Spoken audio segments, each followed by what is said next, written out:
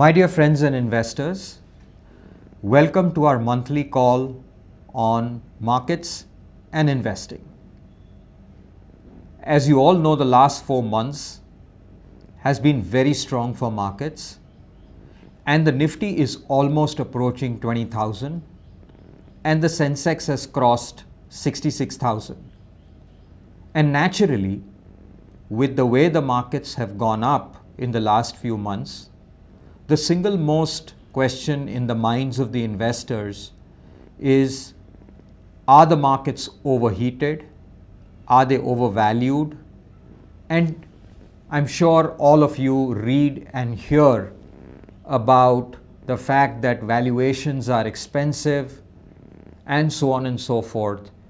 And that brings a lot of questions and confusion in the minds of the investors.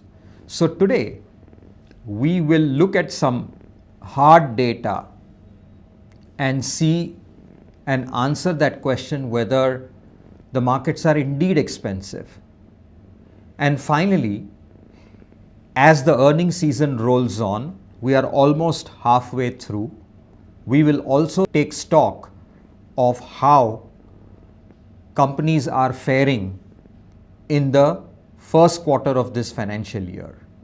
But first, let's talk about whether the markets are expensive. Look at the markets from a much smaller prism of the last 4 months, that is from April up until end of July. Obviously, we've had a fantastic rally. The Nifty has rallied by almost 13%.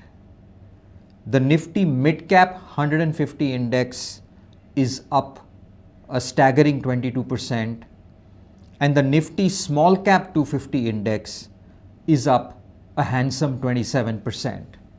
Now, obviously, if you have this kind of a rally in a very short period of time, investors will definitely feel that the markets have really gone up. It was not too far back, early this year in February and March, where people were quite worried about what was happening in the markets. But if you expand your horizon a little bit and go back to the period October 2021, which is actually when the markets in a sense peaked, and it was also the beginning of the rate hiking cycle by all the global central banks, including the Fed. And if you look at the chart carefully, you will see that it has been almost 21 months that the markets consolidated in a broad range. And if you look at the markets from October 21 right up until the end of July, and we have data till the 28th of July, the data reads something like this.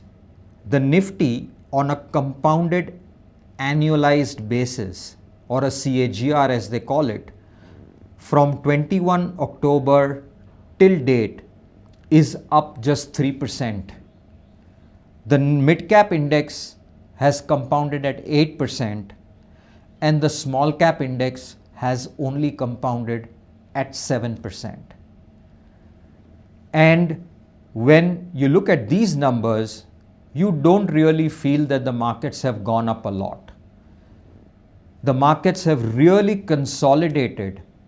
We've had a 20+ month of consolidation, and now finally the markets have broken out.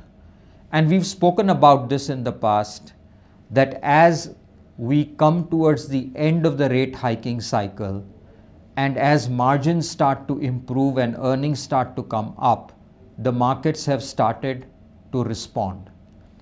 And therefore, it is our belief that it is only a optical experience of the last 4 months that makes us believe that the markets have really run up.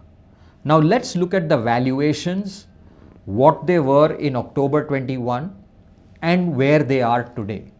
Because just talking about the levels of Nifty or the mid cap index or the small cap index makes no sense unless we look at how the valuations have behaved in the last 21 months.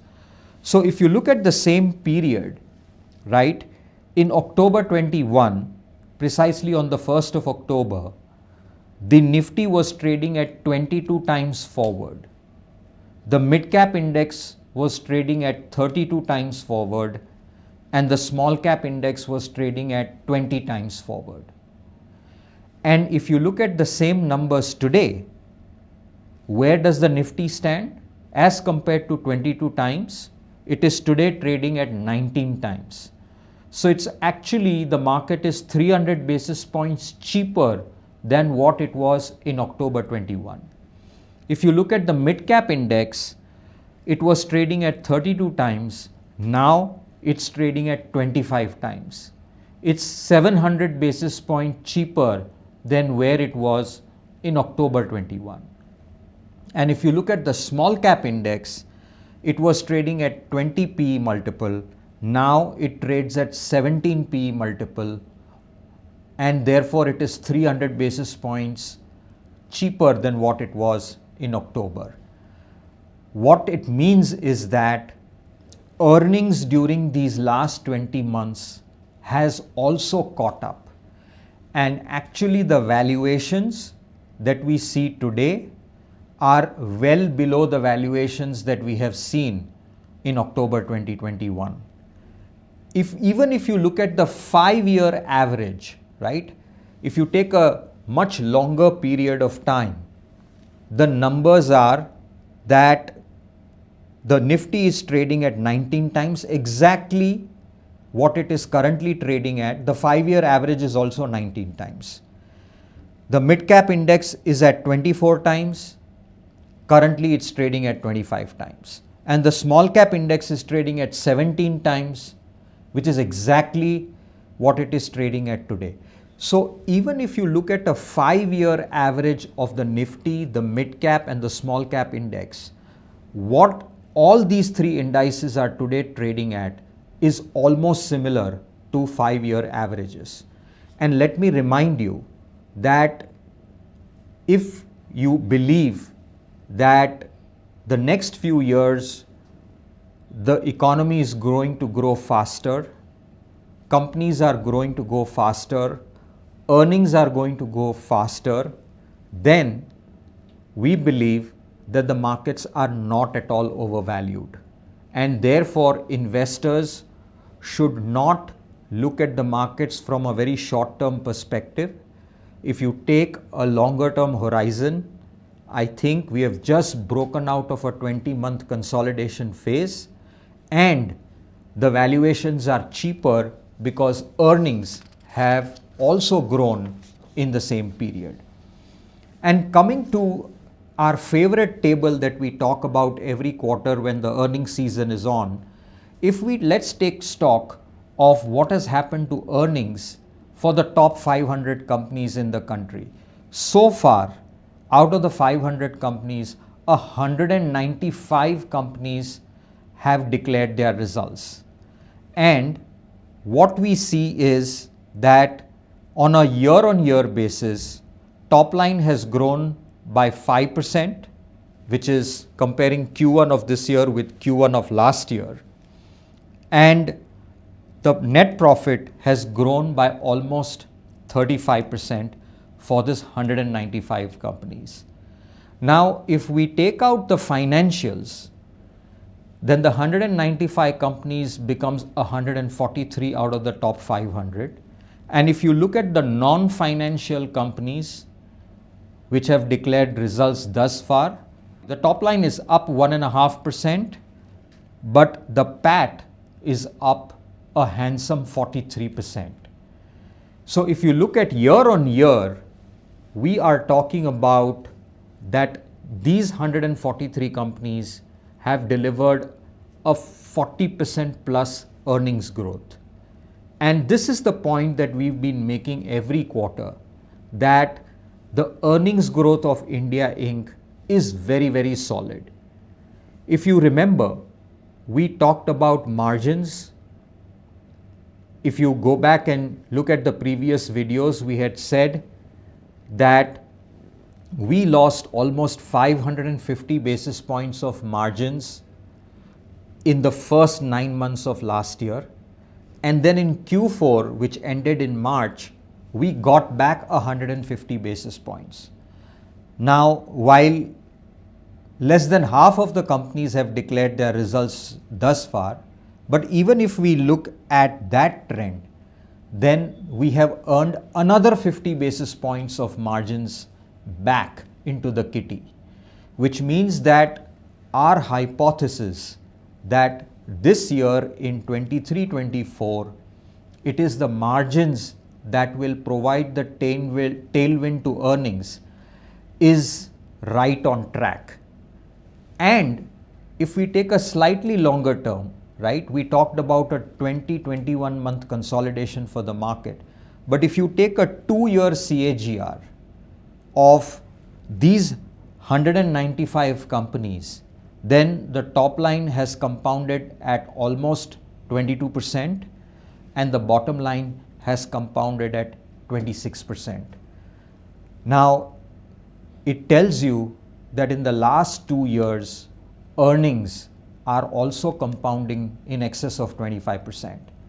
If you look at all our portfolios, by and large, what we estimate, and these are still estimates, that our underlying companies or the weighted average portfolio earnings should grow in excess of 25% for the next 2 years as well. And therefore, our bullishness on the markets is based on the earnings power of India Inc. We're starting to see private capex also join the very strong public capex that we have seen. And therefore, we believe that markets are not expensive. They are rallying because earnings growth is there, and clearly interest rates seem to be topping out. Therefore, I think we believe that we continue to remain very constructive on the markets over the next few years. Investors should cut out all the noise that is there and focus on the fundamentals. If you focus on the fundamentals, you will know whether you are on the right track. And as we focus on the fundamentals of our underlying companies, we believe that we are absolutely on the right track. So next month, when I'll come back, hopefully in August, all the earnings would be out, and we will update you on how the big picture looks for the top 500 companies, but we will also talk about specific hits and misses of companies in our portfolio. With that, I sign off for this month. Until next time, thank you.